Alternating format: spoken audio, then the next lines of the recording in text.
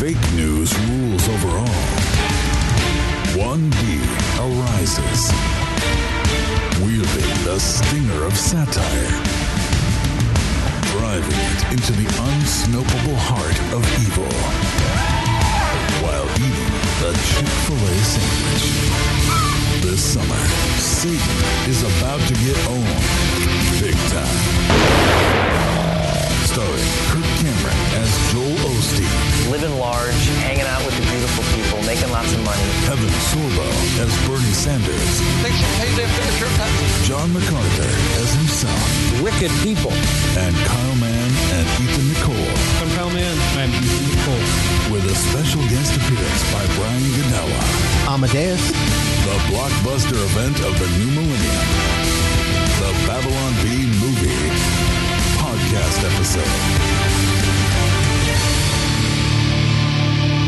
Yeah, it's just a podcast episode about movies.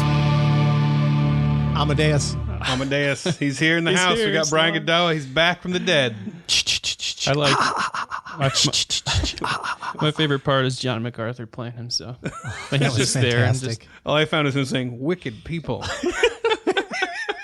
You guys are funny. I was trying to find Brian Godawa saying it's something very Brian Godawa, and Amadeus is perfect. Amadeus. I keep thinking of that old song As you from get the the hang of- 80s. Yeah, as long as you get the hang of Brian Godawa, he's always talking about Amadeus. All right, he probably says worldviews a lot. Let's say yeah, I worldviews do. well. Yeah. Oh, transcendence. That's what we need to Yeah, have. that's my big thing. Transcendence. That'd be good too. It's transcendence. So I'm the straight man here today. So, Right. So I'm the this is- fool, I'm straight. the straight fool. This is our autumn harvest episode. That happens to land on or near October 31st. So imagine lots of orange decorations, pumpkins, but without faces. Yeah, every church I've ever been to has had a harvest festival. Harvest festival. And or a Hallelujah festival on October 31st. Because they don't celebrate Halloween. Huh. Yeah. Because that's bad. So we're just going to talk about horror movies, Mm-hmm. Yeah. coincidentally very close to Halloween. Hallelujah to that. Because everyone knows horror movies are evil, That's right. Amen. especially for Christians. So this episode's main thrust will be how evil horror movies are, right? Yeah. We'll go down the list. I do like watching horror movies in October, like that lead up to. Yeah, it's kind of like Christmas know. movies. Like you get excited Yeah. to watch like you want to watch Absolutely. Die Hard during Christmas season. Yeah. Exactly. Yeah. A classic Gremlins. Christmas movie like Die Hard. Yeah. Yeah. And then, October you want to watch... Well, the perfect setup right now with Midsommar just coming out on DVD. Midsommar. That's the movie you want to watch this Halloween. What's a DVD? Are you supposed to Is say that like in like a... accent? Midsommar. Midsommar. Yeah, Sorry. I kept saying Yeah. I'm going to go see Midsommar. Is that is that what you said? No, you don't do that. It's We should Midsommar. Should we say ahead of time, are we recommending this movie? in a Or at very least with a qualified warning. way. In a qualified way. Yeah. I Get found ready it. for lots of I found it very disturbing. heads being would not- smashed. I would not watch it again, Yeah. Crazy personally. cult orgy. Yeah. So just if you're into that, But a very profound moral. I'm curious to hear what you have to say about it Attack. because I just watched it last night for research purposes just for today. So, Brian, why don't you tell us? Why don't you defend your watching this sinful movie, Midsommar? Well, for let's us? talk about horror in general first. Okay. Is that okay? Set down some things. What's horror? What's the point of horror? And a lot of people I think have a misunderstanding of it. I think a lot of people just see it as this. Oh, that's just exploitation of gore and killing people, and that's. Oh, and another one is that just feeds on fear, and particularly religious people or Christians would say our God is not a God of fear, and so you're promoting fear and. Is that how they talk? Is that Yeah. That's how fundamentalists talk. They talk kind of like a tiny W.C. Fields. Yeah, see? It's horror movies. If you watch horror. But seriously, because I have to keep bringing us back to seriousness. So, that's the negative reaction from, conservatives and religious people and Christians, stuff like that, But I think that if you look at the history of horror, you look at horror in context of culture and, like I say, the history and what it does, I think there's some very profound good elements to it. I think one of the purposes, in fact, I wrote, now here's my shameless act of self-promotion. What time are we at? 4 minutes in? Yeah, we're barely into the It's a show record. here. Yeah. So one of my great chapters is God Loves Horror. And it's actually an article I wrote. You can go to my website and find a free version of the article somewhere, or it's in my book, which is God Against the Gods. And I write a whole chapter and I explain my arguments for why God loves horror. And just in general, like not biblical, that's a whole nother area to address. But I think the moral elements of horror are, number one, it reinforces and affirms original sin, or affirms the sinfulness and evil of mankind. Now, that doesn't sound very profound, does it? But it really is. If you consider we're in a postmodern world or a secular world that denies that man is basically evil. They say man is basically good. Well, then what horror does is when you watch a horror film, you are reinforcing that human nature is basically evil. Evil is real. Right? You know, this whole relativism about one man's terrorist is another man's freedom fighter, and that's the world we live in, and so you can't judge another culture. All that stuff is just destroyed when you watch horror, because it's clear that this is evil, and this evil son of a bee has to die, right? And so, and that's, like I say, that's a sort of a simple approach, but I think that it's profound and needed, because especially in today's world, you know, like I say, it reinforces that evil is a real thing and it must be fought to the death. That's one element. Secondly, I think is it exposes the seriousness of sin and consequences. And we, you know, there's lots of examples of this, but you know, like in horror movies, it's really common that characters who die almost always commit a sin, right? Yeah, not always, but Pretty a common. lot of them do it. In fact, as a matter of fact, if you go back to the old slasher ones, you know, with the kids, Friday the 13th, and all that stuff. They go up to sleep around or whatever. Exactly. It's always the promiscuous kids who get killed, and the virgin always lived, right? Now, we know Scream as a series, when that came, that turned it upside down. And for a few, you know, years after that, everyone was doing the opposite of the typical. But I'll tell you what, I think a lot of them have come back to that tradition. It's actually quite a traditional morality. I have the clip from Scream where here, let's listen to this. Here's the rules. Have an aneurysm, why don't you? There are certain rules that one must abide by in order to successfully survive a horror movie. For instance, number 1, you can never have sex. No! Big no-no! Big no! I'm a dead man. Sex equals death, okay? Number 2, you can never drink or do drugs. No, the sin factor. It's a sin. It's an extension of number 1. And number 3, never, ever, ever, under any circumstances, say, I'll be right back. Because you won't be back. I'm getting another beer. You want one? Yeah, sure. I'll be right back. Absolutely. You know, I mean, and that's, you know, like I say, for a while there, it turned those upside down. But now the traditional moral, there's actually a traditional moral compass behind a lot of those. Now, I'm not going to say that justifies the fact that there's a lot of them that do exploit sexuality and sin. In other words, some of them become,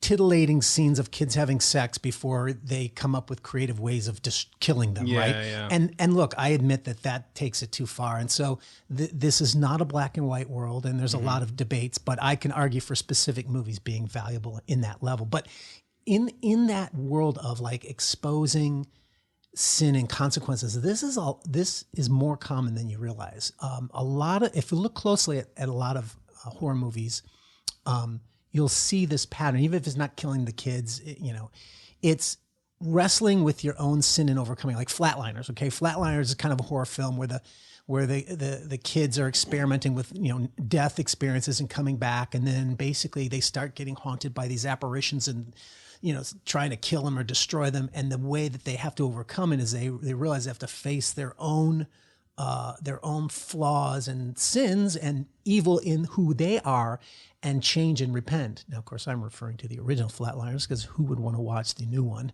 Is it a new one? I thought the remakes were always better than the originals. Yeah, always. Yeah, it's always the case, right? I've never seen either. But I don't know what he's talking about. But it's really phenomenal. So you've got these kids, and they have these near-death experiences, and then they come back, and it's like, oh wow, I saw this and that. But then what happens is all these like ghost-like people or from their past or whatever start haunting them, and then they start beating them up. And like one kid was a bully, and so he gets bullied by the kid that he bullied. Man, they turn out to be these like spiritual realities that are haunting them. And the kids learn that they realize they have to actually go and undo the wrong they did, like go and apologize to the mother of the kid from the past or whatever, and by doing so, that's how they free themselves from that haunting evil that's going after them. Another one example of this is my favorite movie, which is my personal favorite horror film of all time is The Addiction. And this movie embodies this notion of using the horror medium as a metaphor for sin and consequences. Literally the Calvinistic concept, but it's Augustinian actually. The Augustinian concept that we are all have a sinful nature, and that sinful nature affects everything of who we are, and therefore we justify the evil we do using rationality and philosophy and etc. So it's the story of this New York NYU student played by Lily. No. I should know it because my tongue too. Yeah. Yeah. Anyway, so, Bill Murray. No. Well, whatever. So it's this New York NYU student who goes and studies philosophy, and she encounters a vampire who bites her. And the premise is, you heard that earlier in the clip. Tell me to go away. What's going on there? Well, basically, the vampire is challenging the individual human to stand up to them, and they don't because they're always full of fear. And when they get bit, they become a vampire as well, of course. So, and then what this woman does is she goes and gets her victims as a philosophy student. Then they have this big climactic event where they invite a bunch of professors over and they feast on them, right? And the whole point of the movie is that she's talking to these people who she's about to eat or, drink their blood. And she's like, your philosophy justifies this. And she quotes Feuerbach. She quotes, all the famous philosophies of history saying, look, your relativism, your scientism, your materialism, none of it has any moral value. And what I'm doing to you is just an expression of what your own philosophy says and justifies. And so it's a godless universe. And at the end of the movie, near the end, a vampire actually quotes R.C. Sproul, which is very interesting. Yeah, you may have mentioned that one. Yeah, she says something like, R.C. Sproul says, we're not sinners because we sin because we're sinners. And that's the human nature thing, right? And it's a very clear Christian metaphor in the movie. Now, it's not always like that in vampire movies, but the origin of it with Dracula, going all the way back to Dracula, the origin of vampirism has always been an expression of this notion of, the blood as an expression of human nature and the bloodlust we have for evil and for controlling others or what have you, And I think 30 Days a Night was a more recent great example of that very metaphor. And so The Addiction, it's a art house movie. It made like $100,000. So like not a lot of people, it's not recommended for a lot of people. It's very artsy, but Christopher Walken shows up as the head vampire and he's awesome. So anyway, that's my example of one of my favorites, but 30 Days a Night is also a powerful one because the whole theme of the blood as life and also as the vampires suck off that life from the humans, there's a moment in that movie where I think we do have that clip, but you don't have to play I don't have it queued up though. It's too short anyway. Okay. But there's this moment where these vampires, they're godless beings and they face down these people and the people go, oh God, help us. And they look around and say, there's no God. And then they eat them, right? And so vampires in that movie are like literally atheists. They are the villains and they are atheists, get it? And in that movie, the hero has to, like Christ, he kind of has to sacrifice himself, get bit, so that he can fight the vampires and dies protecting everybody, that kind of a thing. And so it's like a Christ story using the vampire myth. So there's a very powerful way of reinforcing these traditional, I would even argue Judeo-Christian worldview. Oh, there it is again, worldview. Worldviews. It only took 5 minutes. All the atheists that I know are vampires. Yeah, they are. I know, I got all these atheist bite marks all over me. Yeah. I wake up in the morning, I'm like, oh my gosh, they started biting me again. Really sad. All these Well, teeth marks. Yeah, I thought it was a little on the nose in that movie when they were wearing like the fedoras and they had the neck beards, all the vampires. And they were carrying around copies of The God Delusion. Yeah, right. Yeah. That was just too much. Yeah. Richard Dawkins is the Lord Vampire. It's on the nose. Yeah. Yeah. Well, the modern day version of the vampire, or really, I would say vampire, but more general. They sparkle now. Yeah, that's true. That's true. Twilight. Yeah, Twilight. Yeah. Twilight. I like Twilight. Is that ruining? Did you say Is you liked Twilight? I know I'm not supposed to, Wait but a I liked minute. it. Oh my gosh! And We need this- to get isolate that clip. Yeah. I like Twilight. I didn't say I loved it.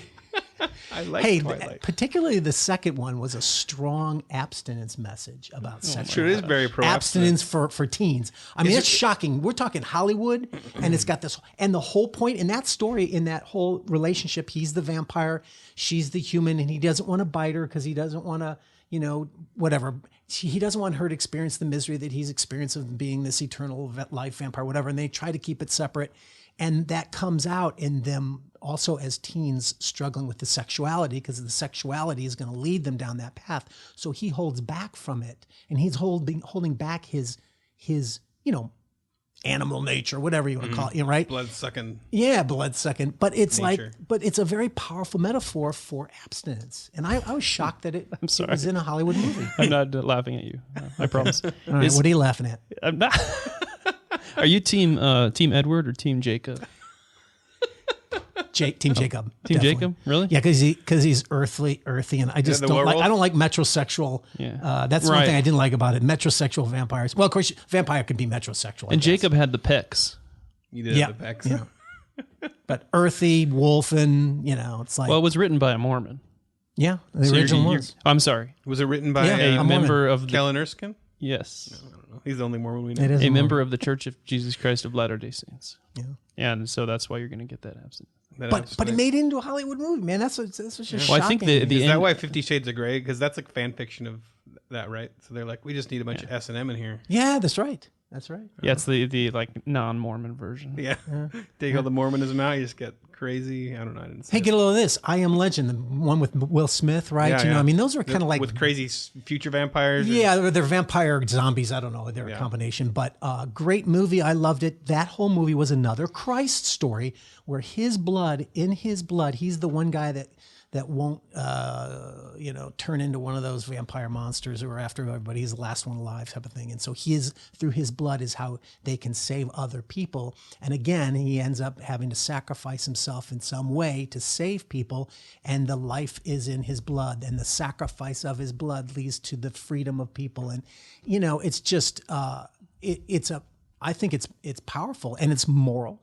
And again, also the qualification for the Christians and the religious folk watching. That doesn't mean all of it is legitimate, and there's obviously a lot of vampire movies. You can find I like more the mainstream ones because they're more restrained. But if you go into the horror genre, where you've got those really gross movies and stuff, vampires are very sexual, of course, and it's about the sexuality, and while it's the metaphor for that, promiscuity is bad.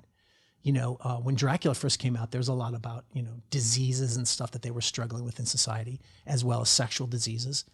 But of course, in some of these movies, they'll exploit it and just have sexuality as part of the exploitation of it. I think we need more vampire movies with Keanu Reeves. Which one was he? He was in Constantine. Bill and Ted's Vampire Journey, Vampire Adventure. He was in he was he a in vampire? he was in Dracula. He was in Bram Stoker's Dracula. He was? Oh, he Yeah. was. The one Oh, with, he like- was. He was like the young guy that goes and I forgot that. he wasn't Van Helsing. That was Anthony Hopkins. Was he or- Jonathan Harker? I don't know. He was Whatever. he was the guy that goes and gets trapped there and Well, okay. So I was going down the path before. Yeah, we're I on a was. path Let me go back to the path. No. Now we're on the side trail about Keanu Reeves. Yeah, right. We've got to follow this to its logical He was. conclusion. I liked him in Constantine though. Okay. Where he killed demons and vampires. Sorry, you can go back to the path. That's a good movie. I recommend it. Because it's amazing. Also, I want to say something here too. Horror is the one place where you can really pull in the religious imagery Yeah. and symbolism where you can't be in really other black movies. and white about exactly. evil. And it's like Christ that can destroy. And then we'll talk about demon movies and stuff later. Let's But quickly connect the dots for people that haven't really thought down this road before. Like, okay. Like, why is black and white evil? Why does that point to God? And that seems really basic if you think about that a lot. But maybe some of our listeners have never really thought about that. That's a very good point. And that's a point that C.S. Lewis made in his conversion, right? Like, he thought about, he realized there's all this injustice in the world. I think that was where it's in Mere Christianity, right? Yeah, he yeah. says, he realized that only pointed to the idea that real justice exists. Yes. And it has to exist outside of him.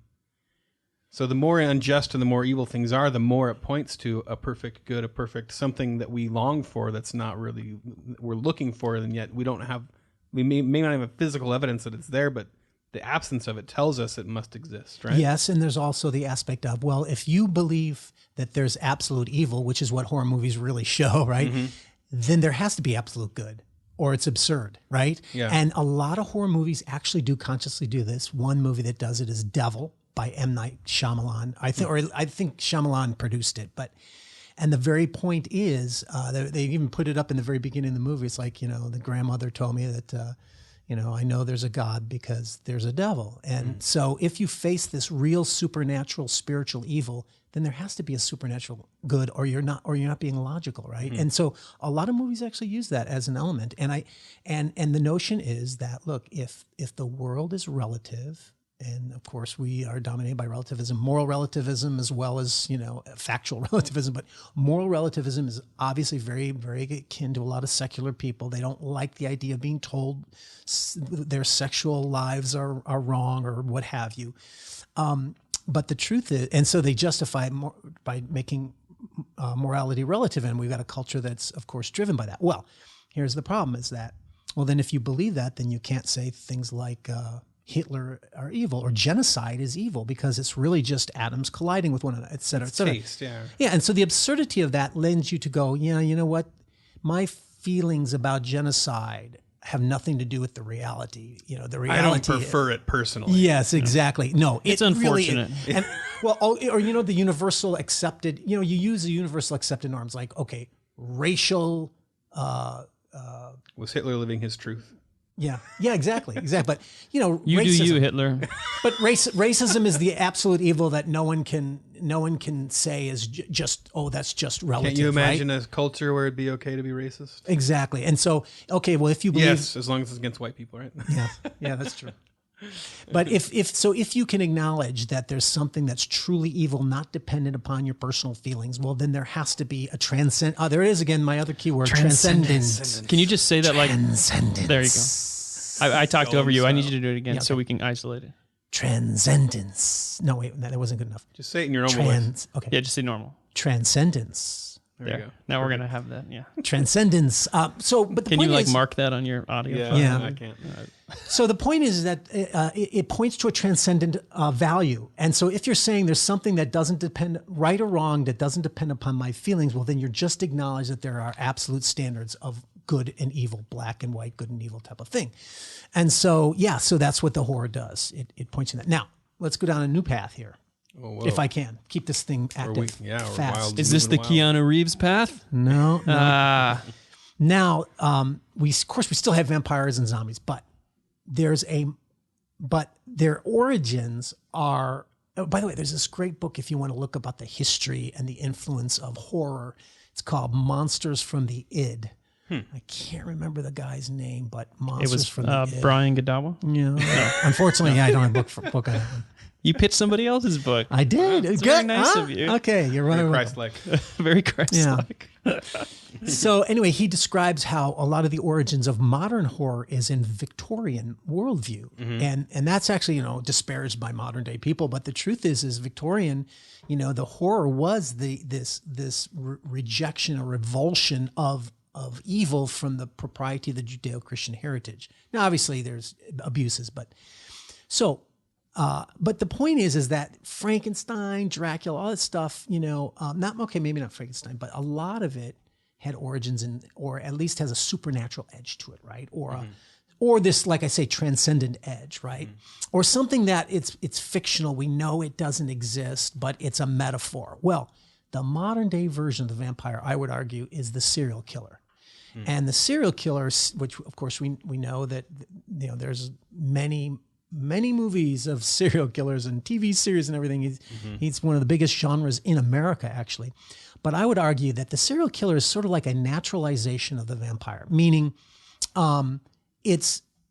he is everything a vampire is, right?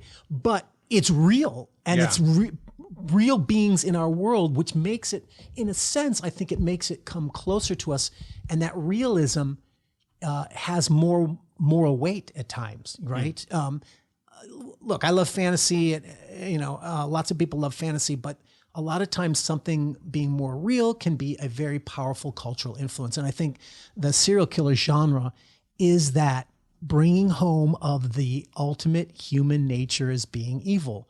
And very few of them are insane, if you notice, in the serial killer movies, because you can't, if you make them insane, then they're usually very intelligent, right? Yeah, they're very intelligent, very rational, and if you make them, insane and irrational, then you don't have an interesting story, and you're also not going to be very realistic. So here we get to some of my other favorites, which I'd love to talk about.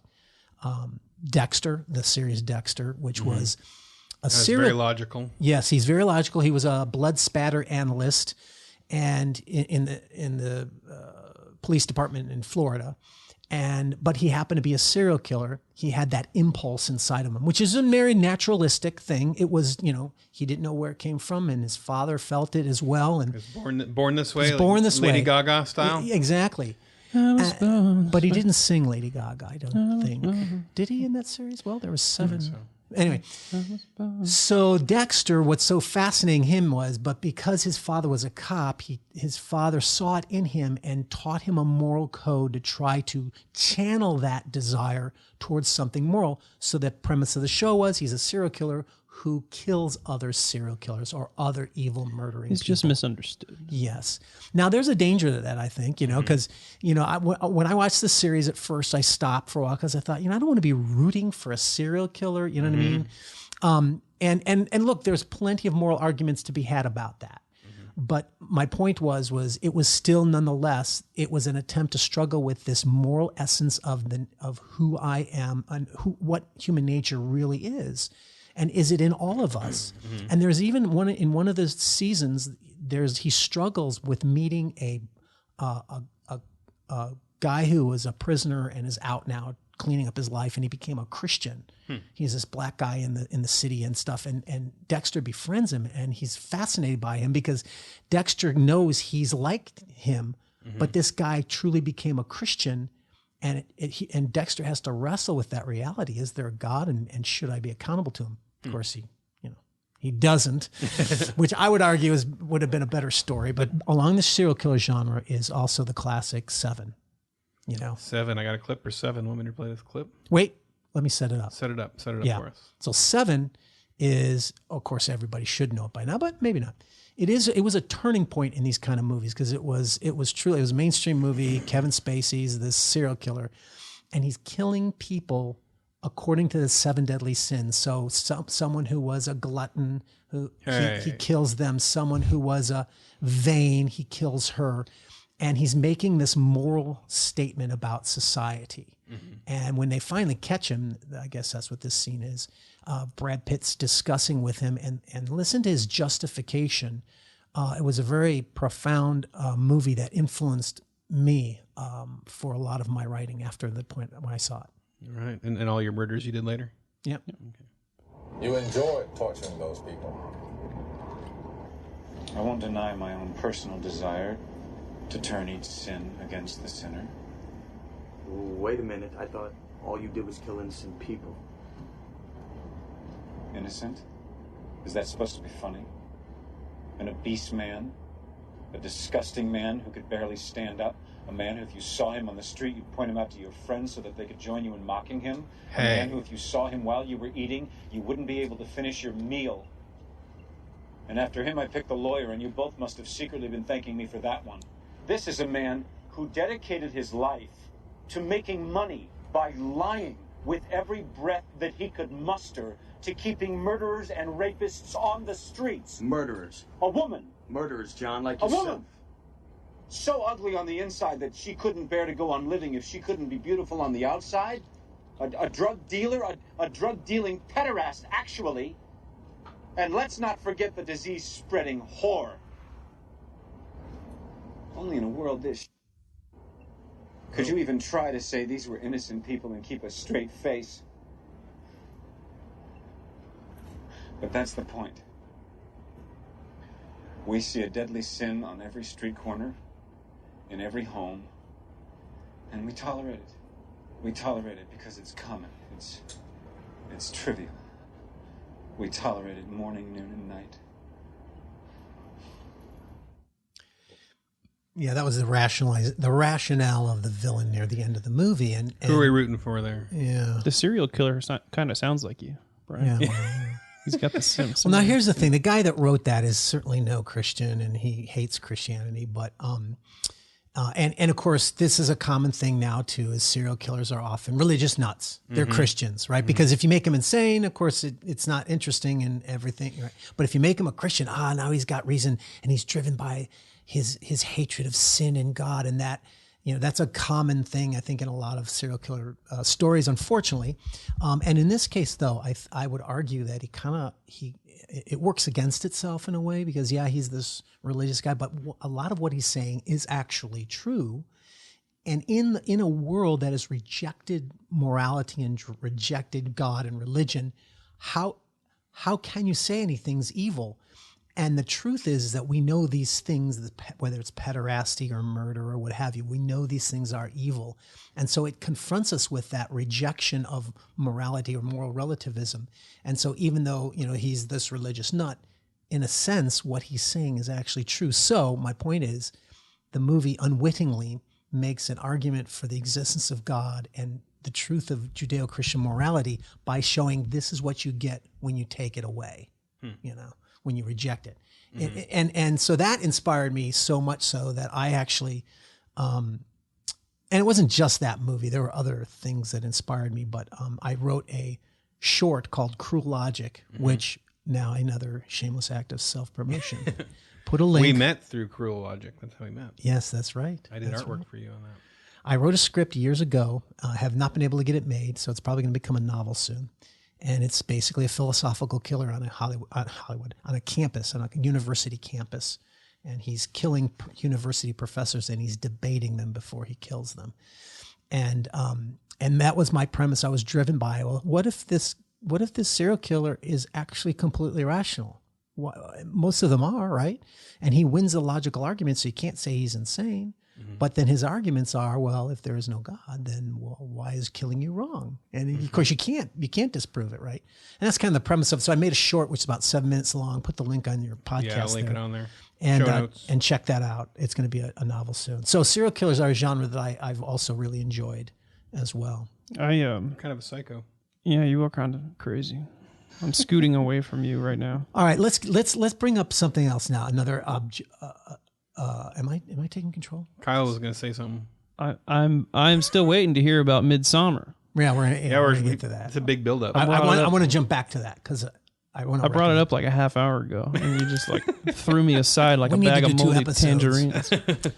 Sad. Okay, before we get to Midsommar, though, I want to make this point that a lot of Christians will bring up things like they'll say, you're talking about all this gross stuff, serial killers and blood and cuts and murder and stuff, and they'll bring up, classic example. They'll bring up the verse in, I think it's Philippians. Let's see if I even have it here. That's good. Sorry. I'd appreciated it. I think the Christians would appreciate it if you'd stop putting scare quotes up every time you say Christians. These Christians. All right, here's the classic thing they say. Ephesians 5 says, do not participate in the unfruitful deeds of darkness. But expose them. No, I'm sorry. Ephesians 5 says, it is disgraceful to even speak of the things which are done by the sons of sin in secret, right? And it's this idea that, it's wrong for us to even speak of these things, let alone show them in movies and talk about them. It's a violation of this moral principle of God. But actually, if you go back and you read that verse in context, it's in Ephesians 5, 11 through 13. That verse that they quote, it's disgraceful to even speak of these things. It's in the middle of two other verses. And here's what they say. Do not participate in the unfruitful deeds of darkness, but instead expose them. And then the verse after says, but all things become visible when they are exposed by the light, for everything that becomes visible is light. And that's my point, is the power of horror. Again, a qualified, you've got to be a balance here, but it's exposing and revealing the evil is what horror does, and that reinforces the moral truth. And at the end of the day, I would argue God loves horror because he uses it as a genre so many times that it's ridiculous. For example, Book of Daniel, right? We all know the Book of Daniel and all those prophecies, and they're clearly fictional or symbolic metaphors. They're not real historical events, but you've got these beasts with multiple heads and coming out. He could have done talking cucumbers and tomatoes if he wanted. Yeah, that's true. Why didn't he do that? Daniel's veggie prophecies. And of course, my personal favorite is Book of Revelation, right? Okay, no matter how you interpret it, everybody pretty much acknowledges that there's a heck of a lot of symbolism in there. You've got this 7-headed dragon, and it's symbolic of Satan and whatever powers you think it is, earthly, Rome, whatever. But it's a symbol, which means it's like a Godzilla monster, right? Coming around, destroying, eating people. You've got all these destructive, massive, symbolic images that are very much like any Grand Guignol horror film that you want to watch, right? And my point is that God himself is using horror as a means to, like I said earlier, where it sort of, it turns you away from sin. It frightens you. It shows you the consequences of sin. And then here's one other example, if I can. While we're on Revelation, I just wanted to do something for Kyle here. What, for me? Just something for Kyle here.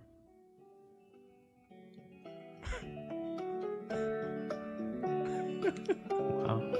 Have you ever heard this song, Brian? No. This is a song about Revelation by a guy named Third Eagle. There's a guy on YouTube named the Third Eagle of the Apocalypse. Oh. And he wrote this. Playing this right now. You can see him if you want to look at my screen. We'll put it in the show notes. He wrote a song called Doom and Gloom about how Obama's the Antichrist. Now that's horror. Obama? Yeah, he says something about Let's Obama. get a little bit of lyrics here. He does a big build-up. He has a lot of cool effects with his text. It's a catchy song, though. Hurry up. Get to the lyrics. Man, dude, get to it. Doom and gloom coming soon. Listen to Third Eagle's tune. Doom and gloom. God is telling us the end is coming soon. It gets pretty theological. That is precious. Isn't it great? You guys, you got to see this guy. He's great.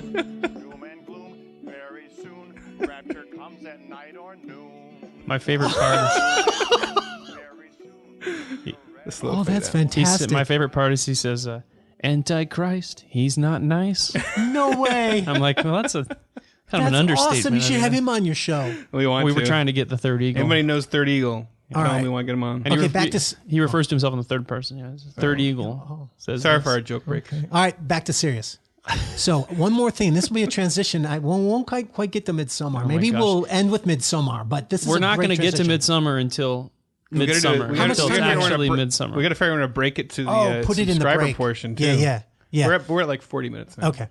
So one other Bible passage that I love to use as an example, and by the way, there's tons of this stuff. I write about it in my book. Even Jesus, a couple of his parables, because I had been accused of that. You never use violence to convey something important, because violence is bad, and we should never dwell on the bad stuff. Whatever. So I was reading, Jesus has parables where people are completely murdered. Yeah, he could have used any story he wanted to. Yeah, and it's like mobster, like Godfather tactics. It's just like, what? Absolutely. Here's a metaphor. Now, this is obviously a symbolic fiction that God himself to the prophet Micah. And so, the context is the Israelites are not honoring God. They're falling away, right? They're being faithless. This is during the time near the exile or something. I don't remember where, but they've been unfaithful to God and Israel. So God is attacking them, and he says, "Hear now, heads of Jacob and rulers of the house of Israel. Is it not for you to know justice?" All right, so God's saying you're not justice-oriented. "You who hate good and love evil, who tear off their skin from them and their flesh from their bones, and who eat the flesh of my people, strip off their skin from them, break their bones and chop them up as for the pot, as meat in a kettle." Well, what is that? What is that? What is it? Oh, no, not the beast! Not the beast! Ah! Sorry, I just felt right. That was very heavy metal. That sounded like a Lunar Active song. It fit. That's Micah 3, 1 through 3. The flesh from their bones. Yeah. But so there are God's using zombies, literally zombies in the Bible as a metaphor for how spiritually evil Israel had become in her rejection of God. And so there's a lot more of these examples throughout the Bible where God uses these metaphors, these horror metaphors. Why? In order to describe the seriousness of this spiritual evil that people are engaging in. Again, we're kind of back to that first principle of, there really is real evil. In order to be impressed with how human nature is truly evil, you really have to see that. So you're basically saying that Zombieland is the gospel. Yeah. I haven't seen the new one, but I love the first. It was great. What do you think of the Oh, you've seen the new one? The new one was great, and good. It had no PC nonsense. It was fantastic. It was like it was made 10 years ago. There's a new one. I saw everybody talking. Awesome. I was like, wait, there's a new one? Yeah. Double tap, yeah. With all the originals. What do you think of everybody saying, Jesus is the best zombie?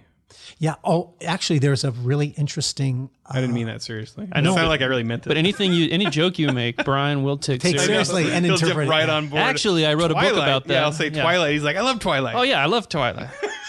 But I was serious.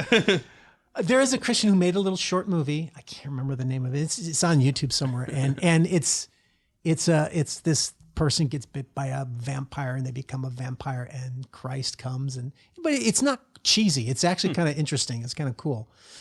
Now we're on to that zombies, which is one of my favorite genres. I used to hate it when I was younger. We talked some about zombies in a previous episode. We did. Yeah, we can do a light zombie tap here. Light zombie. But here's the thing. That's an example of, that's a lot of gory stuff. And look, even the good zombie stuff, like I like The Walking Dead and 28 Days Later and stuff like that, even those are pretty excessive. And so that's definitely pushing the envelope. I acknowledge that. But the essence of zombie stories is to explore what it is that makes us human. And what that is that makes us human is the moral essence of who we are. Because in most all zombie stories, the zombies are, of course, living dead, which means they don't have the souls, or however you want to interpret it. They're just eating, chomping monsters. So they don't have humanity to them. So it's okay to kill them. But all these stories, and Walking Dead was classic for this, they all struggle with what I call the two competing values, moral values, which is the evolutionary ethic of self-survival, self-preservation, or the Judeo-Christian ethic of self-sacrifice. So in zombie stories, it's usually, if you're selfish and try to protect yourself and whatever and live and all that, you end up, killing other people or you get killed or whatever. But the people who sacrifice themselves, who make other people try to protect them, those are the heroes of those stories. And that's what defines humanity and civilization. Because if you think about it, zombies are without civilization. What makes us a society that has not devolved into the anarchic chaos of Antifa? Well, it's basically when you treat people with humanity and you sacrifice yourself for them in some way, some manner. So that's where I think 28 days later, literally 28 weeks later, the story was precisely that issue where a guy protects himself instead of his wife, and he wrestles with that moral choice throughout the whole movie.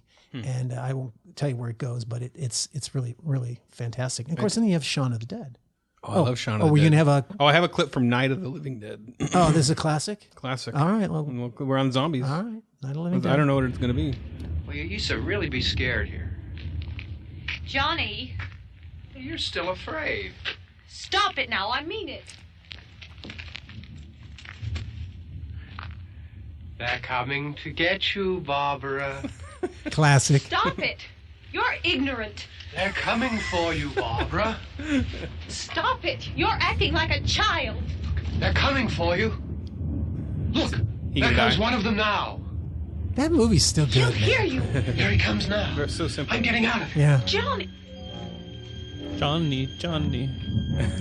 Yes, Papa. That movie single-handedly defined the genre, I think, even till today. Well, I know a guy that was a zombie in that. Oh, really? Yeah.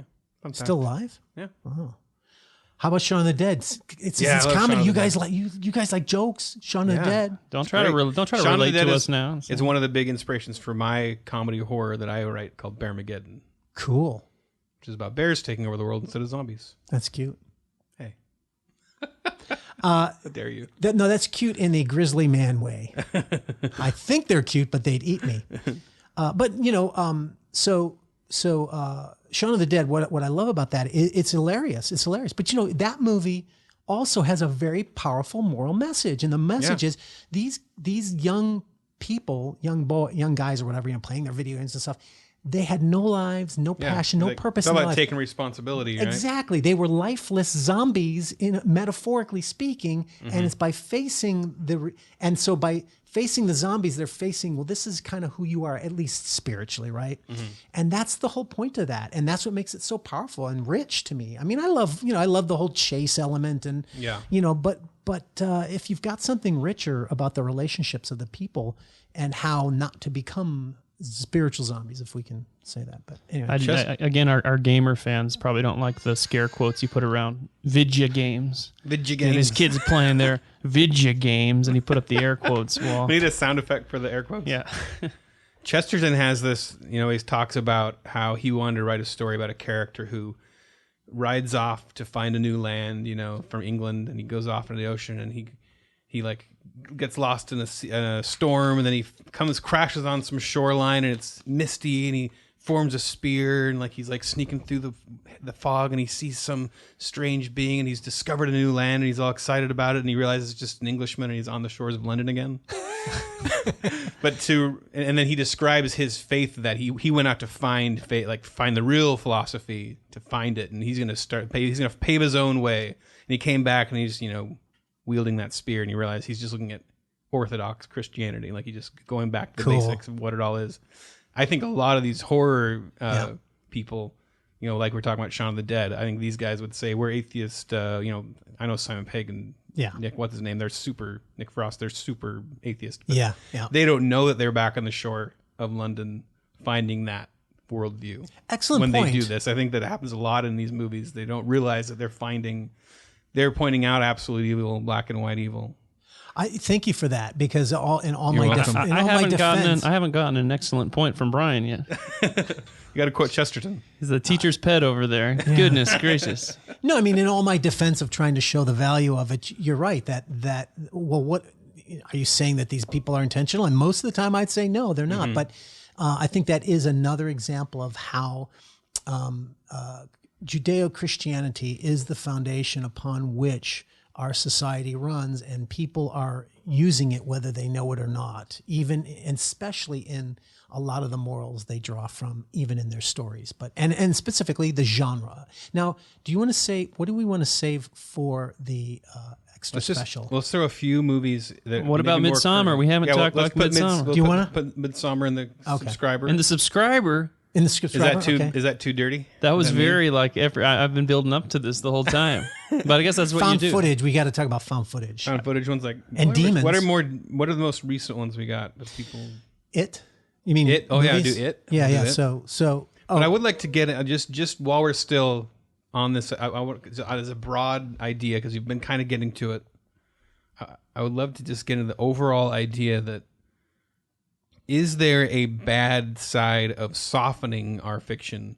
I know that we should be careful about the gore and about the stuff, but I also wonder if, because if you read the old fairy tales, I read old fairy tales to my kids all the time.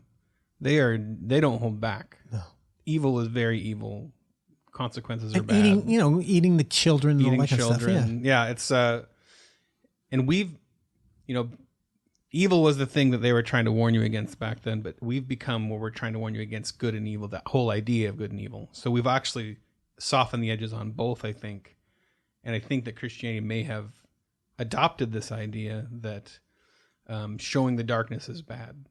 And so I'm curious about what your take on that is there, are we headed down a bad path when we're softening the edges too much on all of our fiction? That's another good point. Oh my gosh. My hand is raised. He's not calling on me. But you haven't said a good joke yet. So. He's preoccupied because he's probably trying to come up with the next story. Come up with a joke and no, we're good for the day. Checking the internet. I would agree that I think that's one of my common complaints about a lot of Christian storytelling, whether it's Christian movies or what have you, is Like if I watch a Christian movie, a lot of times it reminds me of like the 1970s television, bad guys and stuff where, oh yeah, there's a bad guy. But there's so much that they can't show, they can't have, whether it's you can't have cussing, you can't have sexuality, you can't, and there's so many things so many elements that they all add up to the point where when you're trying to depict an evil person, Reality. you never believe it. Yeah. I never believe they're evil or they're villain or they're campy or whatever, So you want more nudity, more... Ryan wants to do blood. He wants to do porn with a Christian message. Yeah. The gospel. Christian porn. Finding the gospel in pornography. Well, with Brian Godawa. I do have a chapter in my book, Hollywood Worldviews. Oh, yeah. Sorry.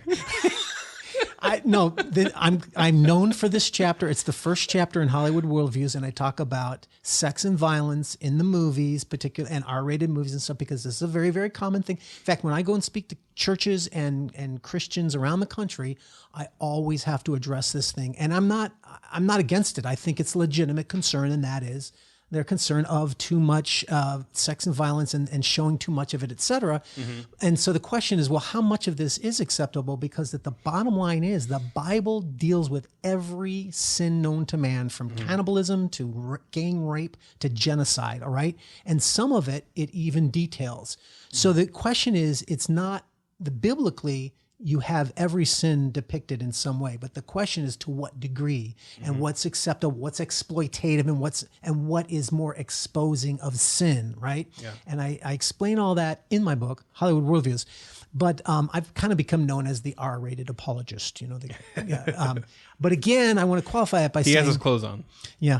For now. I certainly do not recommend a lot of these movies that might be exploitative of sexuality and all this kind of stuff. I'm just arguing for the principle of we need to be able to be more open to showing sin in a more realistic / explicit way than what a lot of Christian storytelling is. Because here's my number one thing that I say all the time is, if you don't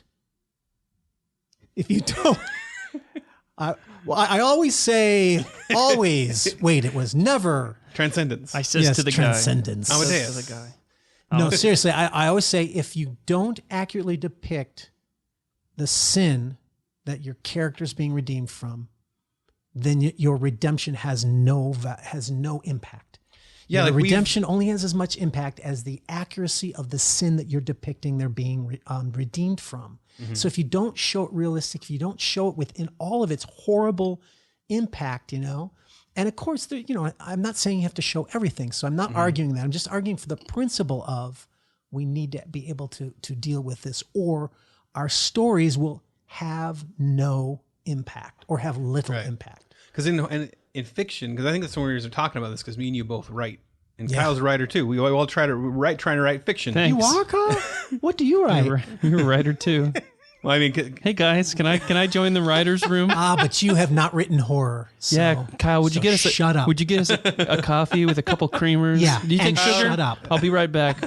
Just shut up and joke. When you write to make a point, you generally heighten things. Like if you're trying to make a point, like for fiction, you need to kind of heighten it to kind of to make the point, right?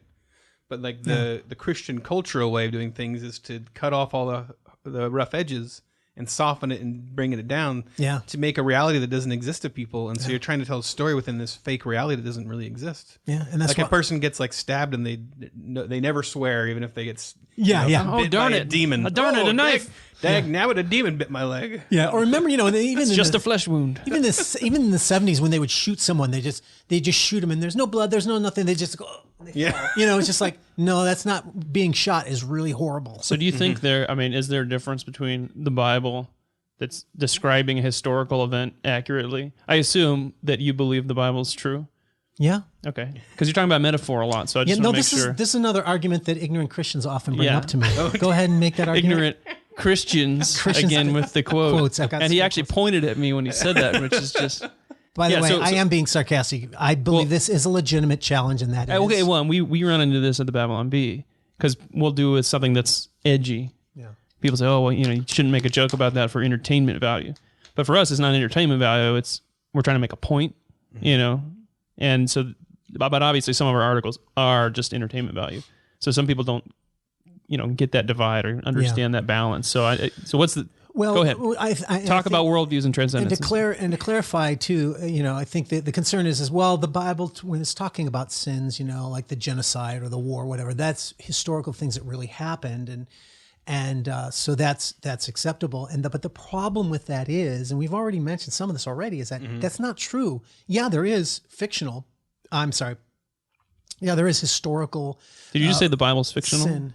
There is historical sin, but there is a lot of fiction in the Bible. We've already mentioned, we've got Jesus parables that have violence. We've got Daniel and we've got Revelation that are symbolic imagery, visions that they're not history. They point to history, but they in and of themselves, they aren't. They point to future history. Yeah. A lot of prophecy. Yeah. Sorry. A lot of prophecy. Boy, I love being a straight man. Okay. You almost sounded like a preterist there for a second, so I just had to. Shit. So a lot of prophecy, like my favorite passage I like to challenge people with is Ezekiel 16 or Ezekiel 23. And I said, I dare you, I defy you to read that in the church service. How dare you quote Ezekiel 16 and 23.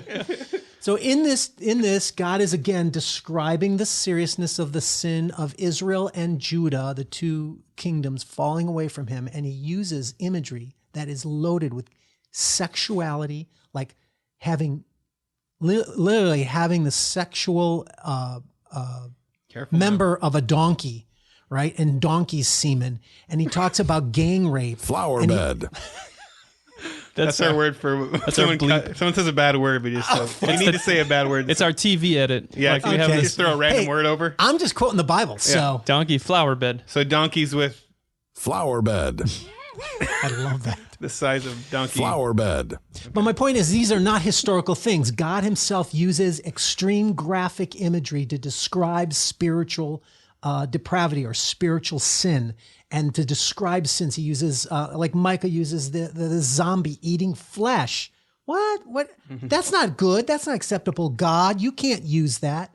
So my point is that if God uses it, and he clearly does use fictional imagery to point out spiritual truth, particularly point out the seriousness of evil, right? Yeah. So if it's good enough for God, then it's good enough for me. Now, again, it doesn't justify everything. It doesn't justify doing pornography or anything like that. It is a dangerous area, and I will admit that it's not black and white, easy answers. You have to find a place where you're showing enough to make the point, but not showing too much. I agree.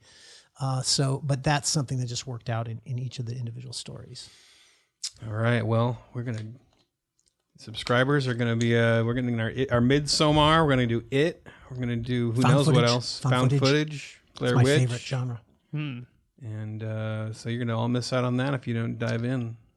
And the rest of us, we're going to our luxury subscriber lounge in the Babylon Bee yacht. That's right. So join us. And if you want to join us, go to babylonbee.com/plans and subscribe. It's real cheap. And also, Godawa, where can our listeners? Godawa.com. My name, GODAWA.com, has everything, all my novels, all my books I talked about, Hollywood worldviews.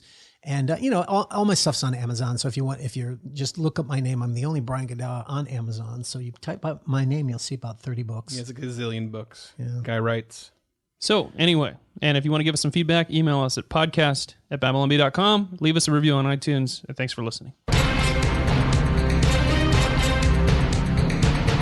Kyle and Ethan would like to thank Seth Dillon for paying the bills, Adam Ford for creating their job, the other writers for tirelessly pitching headlines, the subscribers, and you, the listener. Until next time, this is Dave D'Andrea, the voice of the Babylon Bee, reminding you to go forth and litter all nations with little gospel tracts.